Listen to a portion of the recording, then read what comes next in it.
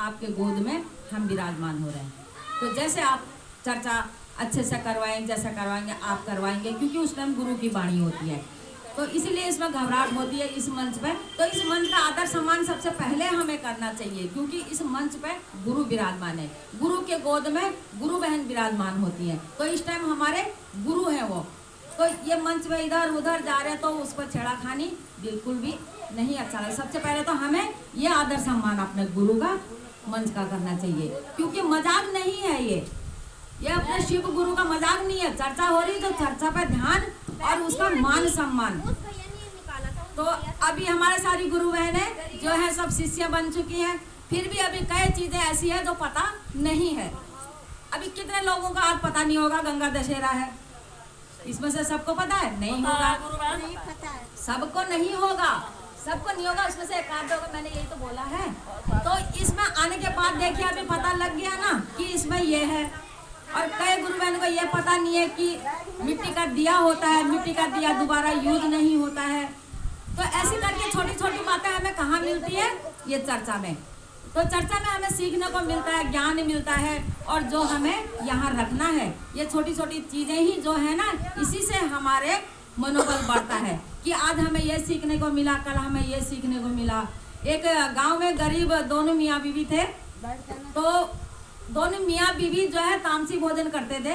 तो गांव वालों ने, जो पंडित लोग जहाँ पे रहते हैं, तो वो तामसी भोजन वहाँ पर अलाउड ही नहीं होता, उनको निकाल करके बाहर कर दिया।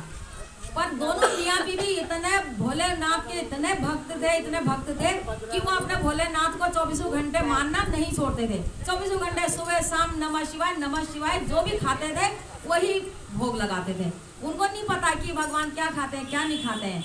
तो वो क्योंकि भोले भाले जो होते हैं ना, वो सोचते हैं कि बस भगवान भी यही खाते हैं। तामसी भोजन खुद भी करते हैं और भगवान को भी खिलाते हैं। तो जाकर गांव वालों ने निकाल दिया, तो जंगल में जाकर कुटिया बना के रहने लग गए। दोनों मियाँ बीवी वहाँ पे मजे से अपना कुटिया बना करके अपने गुरु का भजन कीर्तन और अपना गुरु का नाम लेते थे और अपना भी भोजन करते थे। अब एक दिन गुरु ने बोला बहुत हो गया, अब इनका तो परीक्षा तो लेनी ही पड़ेगी, क्योंकि गुरु भी परीक्षा लेते हैं और उनका टाइम भी पूरा आता है। कहते हैं ना, जब दुख होता है तो सुख भी आता है, क्योंकि दुख के दिन कट गए थे उनके। भोलेनाथ एक दिन प्रकट हुए साधु के भेष में, जंगल पहुंच गए। तो बिटिया खाने को कुछ मिलेगा? तो बोला बाबा खाने को तो जो हम खाते हैं वो आप खाओगे, आप तो बाबा हो, तो हमारे घर तो हम तो ऐसे ऐसे ही भोजन करते हैं। तो बोला बेटिया जो भी है वही दे दो, बहुत तेज भूख लग रही है। तो बाबा जो है वहाँ पे साधु के भेष में जाकर के अंदर बैठ गए। अब उनका भाव इतना कि मेहमान जो आता था ना, तो अतिथि के रूप में, मतलब भगवान के रूप में मानते थे। दोनों मियाँ बीवी का ऐसा अटल विश्वास, जो भी घर में मेहमान आए वो हमारा भगवान समान है, उसका आदर सम्मान हमें करना ही है। तो वो जल्दी जल्दी उसने भोजन जो भी लाया पतिदेव उन्होंने बनाया और वो भोजन गुरु को खिलाने लग गए, मतलब वो अतिथि को खिलाने लग गए। उनको थोड़ी पता था ये गुरु के भेष में भगवान ही है। तो अब ऊपर से देखो सारा ब्रह्मा विष्णु सब देख रहे हैं, गुरु बहन थोड़ी सी साथ, तो वो सब लोग देख रहे हैं। अब वो कह रहे बाप रे बाप, ये तो तामसी भोजन अब भोलेनाथ को खिलाएंगे, भोलेनाथ खा लेंगे। अब भोलेनाथ उनको प्यार से देख रहे हैं, भाव से देख रहे हैं। इनका भाव तो देखिए, इनका प्रेम तो देखिए। तो भोलेनाथ मन ही मन में मुस्कुरा रहे हैं और ऊपर से सारे देवी देवता उनको देख रहे हैं। अब ये तामसी भोजन इनको खिला देंगे भोलेनाथ को। तो भोलेनाथ अब क्या करेंगे? तो उन्होंने देखा तो भोलेनाथ को तो भाव से भूखे हैं, भाव के भूखे हैं, वो ये नहीं देख रहे भोजन क्या है क्या नहीं है। उन्होंने प्यार से खिलाया और उन्होंने प्यार से भोजन ग्रहण कर लिया। तो सभी देवी देवता देखे हाथ जोड़ रहे, धन्य हो भोलेनाथ, आप ही कर सकते हो ये सब चीज, और कोई नहीं कर सकता, आपके अलावा कोई नहीं कर सकता, ये सिर्फ भोलेनाथ ही कर सकते हैं। अब खिलाया पिलाया जो भी उनके पास था, उसके बाद चटाई बिछाई और अतिथि को सुला दिया। अब पतिदेव ने बोला प्रिय तुम ऐसा करो, हवा करो, मैं इनका पैर दबाता हूँ। तो दोनों मियाँ बीवी जो है लग गए, एक हवा करने लग गया और एक पैर दबाने लग गया। जंगल तो था ही, तो वहाँ पे बाहर से शेर वगैरह गुरजने लग गया। अब पति पैर दबाते दबाते उन्होंने कहा इनकी नींद में भंग ना हो।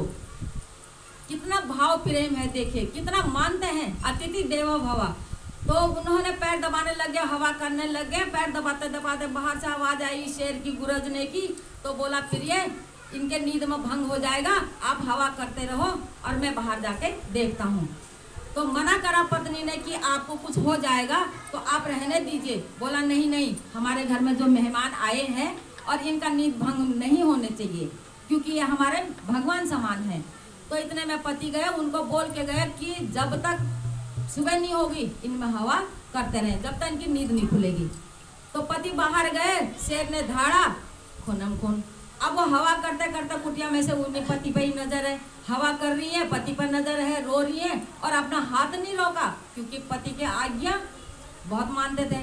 तो उन्होंने हवा करते रहे और पति को खूनम खून देके पति को मरते हुए आंसू बह रहे और हवा बिल्कुल नहीं छोड़ रहे।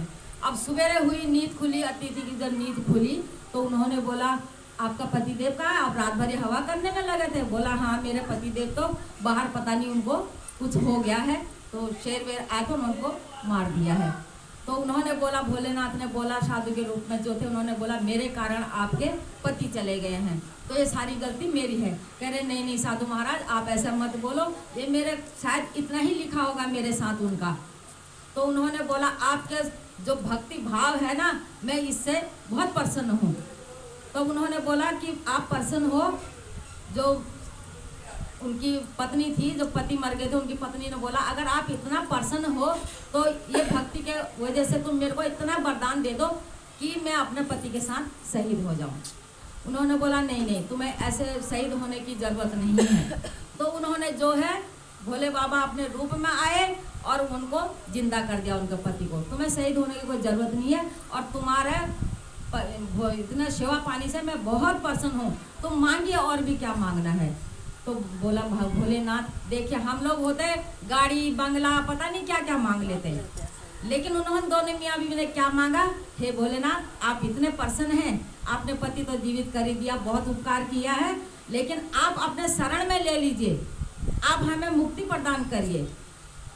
तो ऐसी होती सेवा भाव, हमारे गुरु को कुछ नहीं चाहिए और हमें भी सत्संग में आकर के सत्य का संग इसीलिए मिलता है क्योंकि हम यहाँ आके कुछ कुछ बातें को जब गौर करते हैं ना तो हम कहते हैं हाँ ऐसी चाहिए, एक लोटा जल चाहिए हमारे गुरु को और कुछ भी नहीं चाहिए। ऐसी शक्ति भाव होना चाहिए कि हम उनका तीनों टाइम नाम ले सकें, ज़्यादा नहीं तो 3 टाइम तो 3 सूत्र कर ही सकते हैं। दोपहर को बैठे बैठे कर लो, सुबह धूप बत्ती करते हैं तब कर लो, शाम को धूप बत्ती करते हैं तब कर लो, और अपने गुरु से मांगते रहते, अपने गुरु को कुछ देते थोड़ी ना है। अपने गुरु से बोलते हैं गुरुवर मेरे घर परिवार पर दया करिए, मुझ पर दया करिए, और हमें अपने लिए भी दया मांगनी चाहिए कि हे गुरुवर हम आपके शरण में रहे, हमें इतना ज्ञान प्रदान करिए कि हम बुराई छोड़ करके और अच्छा ही करें। तो उन्हीं मियाँ बीबी की तरह हमें भी अपने गुरु पर अटल विश्वास और भक्ति भाव निस्वार्थ यही करना चाहिए। और मैं अपने वाणी को विराम देती हूँ, भैया दीदी के चरणों में प्रणाम करती हूँ, सभी गुरु भाई गुरु बहन के चरणों पर प्रणाम करती हूँ, मंचाली गुरु बहन के चरणों पर प्रणाम करती हूँ, मेरा प्रणाम स्वीकार करें।